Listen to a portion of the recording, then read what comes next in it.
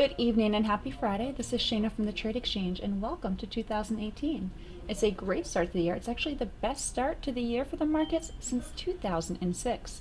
The Dow just yesterday crossed 25,000 and indexes are breaking all new highs.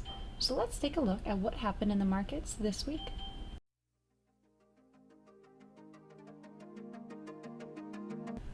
CMET, China Net Online Holdings. Take a look at this stock. Take a look at what a week this stock has had, at this pop that it's had here. So this is a Beijing-based stock, and all this talk about blockchains. Well, this is, again, on the news of a press release that China Net Online Holdings has decided to form a strategic partnership with Wuxi Jingtum Network Technology.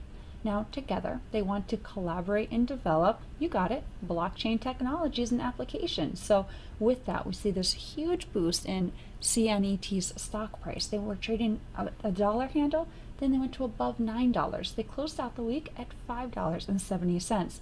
So they're just the latest one to join the blockchain party.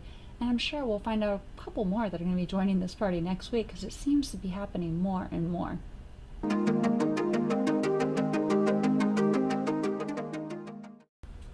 BBRY. Well, investors finally have something to cheer about with BlackBerry because the stock is up 23% this week.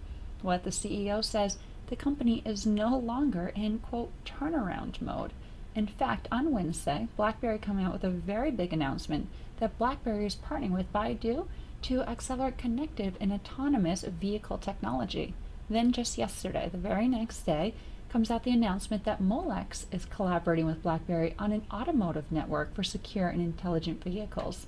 So it looks like BlackBerry is heading into the direction of autonomous driving. So very interesting direction for BlackBerry, and it could be just what the company needs. Again, it closed out at 13.83, up 23% this week.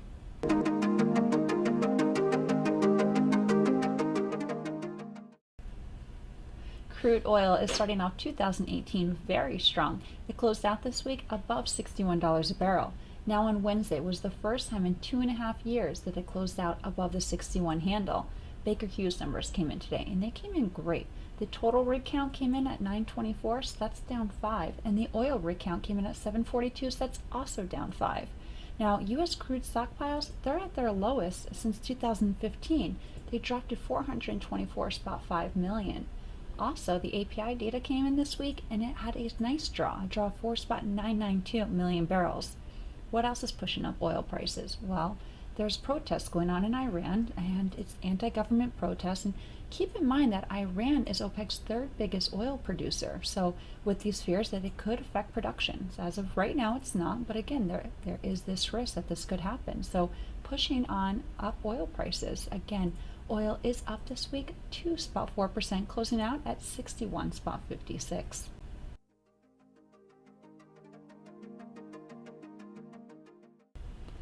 And your indices, take a look at this. We already said the markets had a very strong start to the year. The Dow closing above 25,000. So obvious to say all the indices are up this week. The Dow, it's up 2.3%, closing out 25,295. S&Ps are up 2.6%, closing out 2743. The Nasdaq's up 3.4%. It closed out 7136. And gold is also up. It closed up 1.26%, closing out 1321.50. Again, very low volatility. The VIX closing out the week below 10, closing out at 9.22. Well, that sums up the first week of 2018, and what a great week for the markets it was. Now, some other big news coming out of North Korea. Well, they used the hotline to speak to South Korea for the first time in 2 years.